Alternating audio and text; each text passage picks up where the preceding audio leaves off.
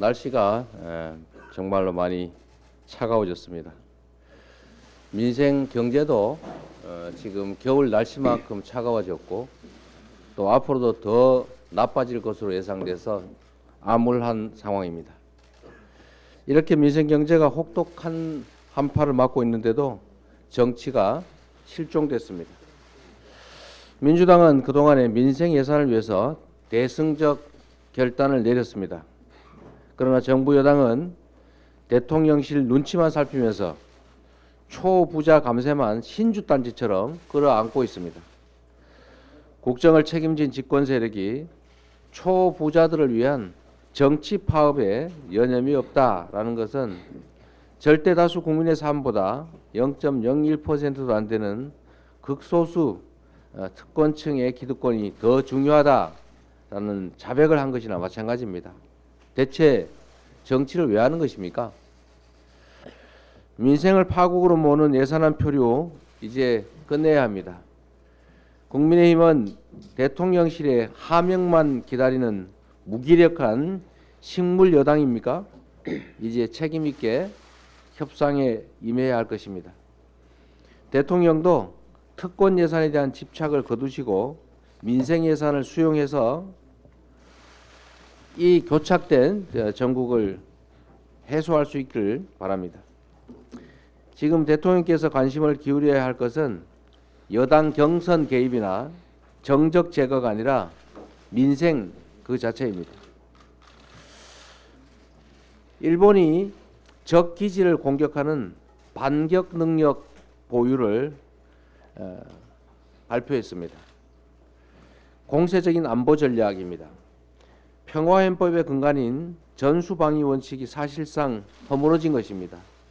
일본 극우들이 꿈꿔왔던 전쟁이 가능한 군사 대국화의 문을 열었다는 평가입니다. 특히 일본은 독도 영유권 주장과 함께 북한 공격 시에 우리의 동의가 필요 없다라는 발언까지 했습니다. 대한민국 영토 주권을 부정하고 한반도의 평화를 뒤흔드는 심각한 망언이 아닐 수가 없습니다.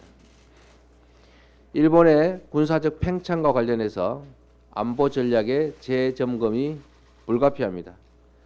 윤석열 정부는 관계 개선을 핑계로 대일 저자세 굴종 외교에 매달렸습니다. 하지만 돌아온 건 우리의 영토 주권 부정, 우리와 상의도 없이 한반도를 전쟁으로 몰아넣을 수 있다는 으름장뿐입니다. 정부는 일본의 안보 전략에 대해 강력한 항의와 더불어서 수정을 요구해야 합니다. 아울러서 일본과의 맹목적인 군사협력 강화를 중단하고 우리의 국익을 중심으로 안보 정책을 재검토할 것을 강력하게 촉구합니다. 이태원 참사 국조특위 전체회의가 오늘 개최될 예정입니다. 국정조사 일정 가운데 절반 이상이 허비된 상황입니다. 더 이상 국조를 늦출 이유도 여유도 없습니다. 국민의 분노 앞에 무엇보다 국가의 존재와 책임을 묻는 유족의 슬픔 앞에 정치가 답해야 합니다. 어둠의 세력들은 진실을 두려워합니다. 국민의힘은 국정조사를 거부하고 있는데 진실이 두렵습니까? 이태원 참사의 진상과 원인 명명백백하게 드러나는 것이 왜 두렵습니까? 책임을 스스로 인정하는 것입니까? 정치적 유불리를 앞세워서 국회의 책임을 거부하는 무책임한 행태 부끄러워해야 합니다. 최근에 MB 사면이 논의되고 있는 것 같습니다.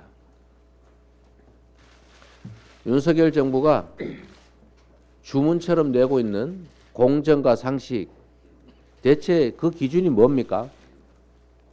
MB를 사면하겠다고 하는데 어떤 기준에 의한 것이고 그것이 왜 공정한 것이고 그것이 왜 상식입니까? 우리가 보기에는 가장 불공정하고 가장 몰상식한 결정이 될 것입니다.